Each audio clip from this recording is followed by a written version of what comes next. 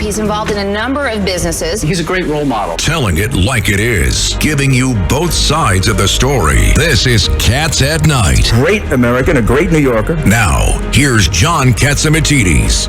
We have a nice show today. We have an awesome show, John, and I'm thrilled to be with all of you guys. And what a big news day, too, with everything happening with Elon Musk and Twitter and Russia and polls. There is so much politically. We've got a great show. We've got Bill O'Reilly, the great Bill O'Reilly, who's coming up in just a minute here on the show. We also have Leora Levy, who is a Senate candidate in Connecticut running against Blumenthal.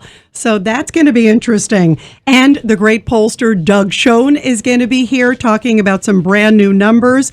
Also, President Trump held in contempt. We're going to talk about the politics of that and a lot more. And Gov Hochul dropping in the polls.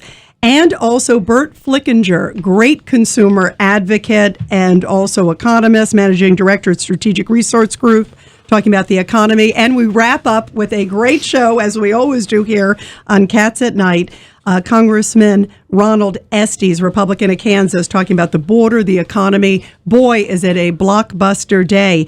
And I understand that we have the great Bill O'Reilly, who is joining us now, too, also to talk about the very latest. Bill, great to have you here on the show. How long is the show, Rita? 8 hours with all those guests?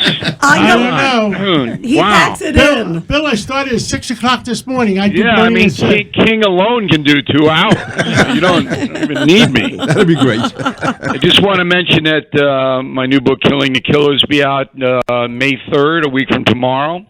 Secret War Against Terrorists. And congrats. Yeah, that's gonna. It's Bill, gonna what's be the one thing you found out in researching the book that you wouldn't have known or you were surprised by? Well, this week is the anniversary of Abu Ghraib.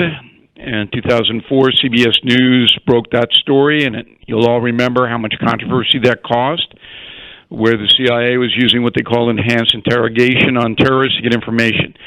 What we found out was this heinous al-Baghdadi, the head of ISIS, who raped Kayla Mueller, the young Arizona U.S. relief worker, and subsequently ordered her murder while her parents suffered and grieved in Arizona trying to get her released. They would not have found him if not for enhanced interrogation, which still happens. And there's a lot of classified information in this Killing the Killers book.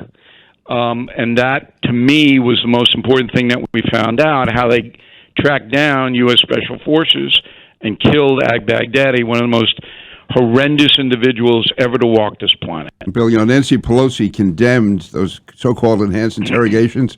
We went back and looked at the transcript. She was on the Intelligence Committee when the CIA was describing those interrogations, and her criticism was they didn't go far enough. Now, 4 years later, she was saying the exact opposite, of course. Yeah. Well, we get into Kayla Mueller because I wanted to personalize the book for every American. Right. And to see that this poor girl was trying to help people in Turkey, foolishly crossed into Syria, got kidnapped by ISIS, and what happened to her. And when you read it, I think you're going to change your mind about enhanced interrogation. Mm-hmm. Well, what do you think the reaction's going to be, Bill O'Reilly, to this blockbuster? Because that's interesting that it continues. What do you think the left is going to say after this comes out? Well, even today, ISIS still is functioning, and so is Boko Haram in Africa and Al-Qaeda in Afghanistan. Well, the left will attack me no matter what. I could write a recipe book, and they're going to attack me. So, but I don't really care anymore, success is the best revenge. I've sold 19 million copies of my books. So, whatever they say really doesn't matter, does it? Absolutely. That's great. Now, what about also, Bill, one of the things, speaking of bad guys, you wrote a great column recently where you were talking about Putin grandstanding, especially here he is, it was Eastern Orthodox Easter. There he is standing next to the leader of the Eastern Orthodox Church and, doing the sign of the cross. I don't know how you felt. I felt like puking when I saw it because bombing people on Orthodox Easter. Unbelievable. What's your reaction, Bill? And share with us, because that was fabulous. What you said was powerful.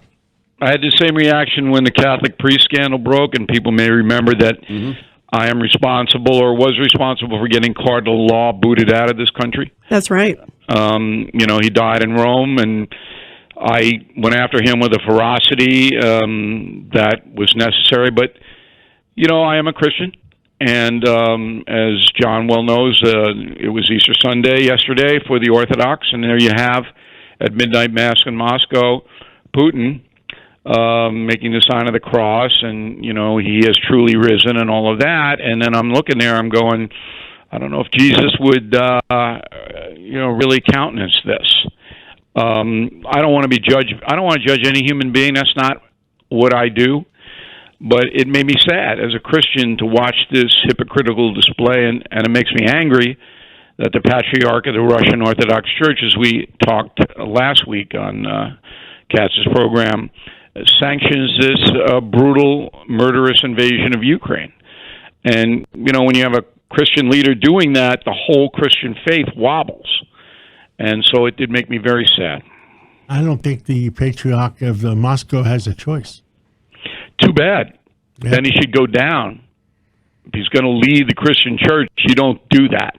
There's no moral authority on the part of this patriarch. Yeah, and if he has to be nailed to the cross, he has to be nailed to the cross. You don't want to do it, resign. Yeah, it is stunning that he has been actually vocally saying he supports the action. I mean, that's what's been amazing. John is correct that Putin might hurt him, but I don't think so. The 100 million Russian Orthodox, and you take out your leader, I think that would be the end of Putin. But be that as it may, if you're going to put yourself up as a leader of a Christian religion and you are sanctioning murder, no. What do you make of the fact that Pope hasn't really gotten that engaged either? No, he has, Rita. I don't think that's fair. A little bit, but I wish he did more. He's come out pretty strongly and condemned it, and so has the Greek Orthodox leader. Yeah, no, the Greek has. They've condemned it, but you got to understand something, that the Pope is responsible for Roman Catholics in that area. So he doesn't. I've never seen him name a name. You know, when he criticized the United States for border, which he was wrong on, the Pope, he didn't name Trump. I've never seen him do that. But he has criticized the invasion. Listen, I was critical of the Pope, because in the beginning he was sort of waffling a bit, but he has severely criticized the invasion, but he doesn't mention Russia, doesn't mention Putin. And he doesn't mention Xi in China because there are Roman Catholics in China. He doesn't want to bring down wrath on them. And then everybody goes back to, the Pope in Hitler times. Well, what is he supposed to do? I mean, the Germans could have marched in there and destroyed the Vatican in 3 hours. He couldn't say anything. It wouldn't have been worth him saying anything. But underground in Germany, it was the Catholic priests who were doing most of the funneling of the Jews and others out of that country. And also that has been underreported. Yeah, Bill, let's change topics. CNN is being torn apart by the new owners. Twitter looks like there could be a whole different philosophy of freedom of speech. Disney stock went from 190 down to 118, 119. Is the woke culture coming to an end? Well, it's an excellent question, and I deal with that tonight on Common Sense, the Elon Musk situation, which is extremely important because Mr. Musk now becomes the second most powerful person in the United States of America, right behind the president. So he becomes a tremendous force. So we brought in, I guess, a guy who knows Musk pretty well. And the guy says Musk is going to lift the Trump banning. But Trump has said this afternoon he doesn't care. He doesn't want to take on a hit on the stock he owns and go back to Twitter. What I care about is that it was wrong to ban Donald Trump from Twitter. We all agree. And he'll be back on if he chooses to go on. I mean, I don't care whether he goes on or not. It doesn't matter to me. But people have to understand how powerful that is. 6,000 tweets a second worldwide. Wow. That's a lot. That's a lot. Bill, the other thing, I must be getting Alzheimer's. I've been working all day. You did the early show. I did the early show. You did. Boy, you guys all did a great job on the early show. Yep. There was another important thing I wanted to talk to Mr. O'Reilly about. Well, we're All right, why don't you continue, we're Rita? talking. There's a lot with border. There's a lot with the green energy New Deal. Well, the Siena poll is interesting. So the Siena College up outside of Albany, when I was on the Marist college football team, we used to play them every year. It was interesting to go up there. It's a pretty good poll, and it definitely shows Hochul is losing support all across the board, not only with Republicans, but big time with independents, and that's going to really matter when she runs in the general election in November. I think she's going to get the nomination. I can't see anybody anybody beating her in a Democratic primary. But, this Nobel law, she could have done a much better job on that. And yesterday or over the weekend, these two guys in Brooklyn were caught with guns, loaded guns, big guns, and they go in, they get out, Nobel. Are you kidding me? Right. I mean, this is the kind of stuff that every New Yorker, no matter what party you're in, we have to stop this.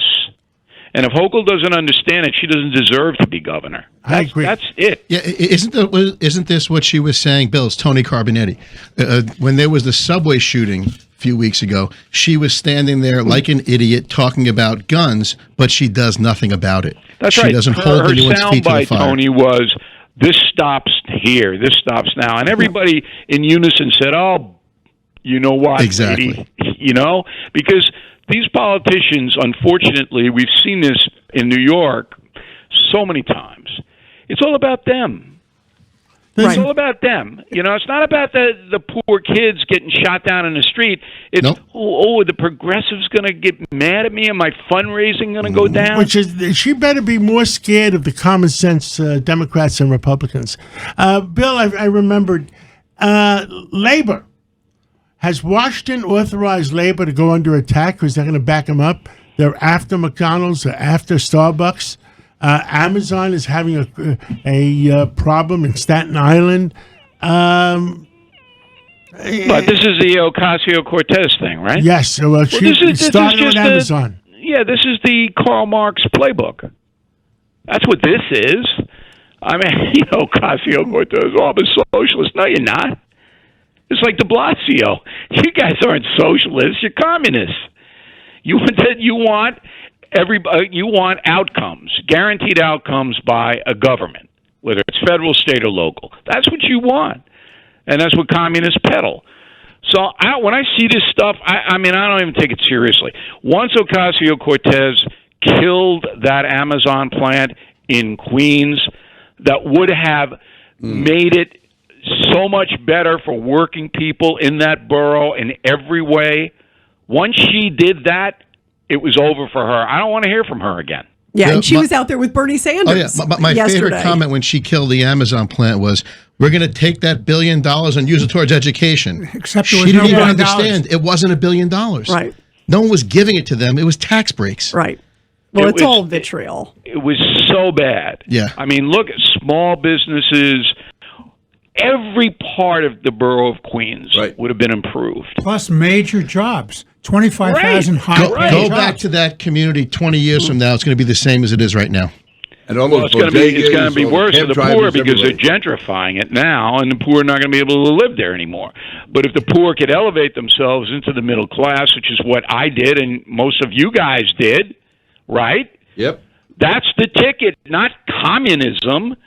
Oh, God. And if they succeed in having the Amazon company so unhappy with the politics in the Bronx, they'll leave the Bronx. Amazon has 5,000 locations. They can close down Staten Island and say, screw off. Yeah, forget it. And they're buying space out on Long Island, Bill. No, they're Long buying in Island, the Bronx. Jersey. No, but we're warehousing Long Island. It's an interesting point you're making. Long Island has changed. I think the original question to me was, by John, is the woke culture dead?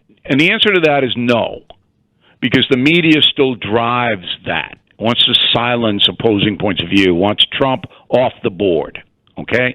So that's not going to go away. But Long Island is a real interesting study because Nassau and Suffolk counties are now approaching 4 million people, and it's almost all middle class and working class people. today. Still, I mean, yeah, you got the dopes out in the Hamptons and all of that, but it's primarily the same kind of economic status that I grew up in Levittown. Bill, all right, and the folks here of all ethnicities, by the way, Long Island's a melting pot now. They've had it with this progressive stuff. And you can see it. You can see it local elections, state, and you're going to see it in November, too. Both Nassau and Suffolk are going to go heavily Republican. WABC Radio is proud to celebrate 100 years from October 1st,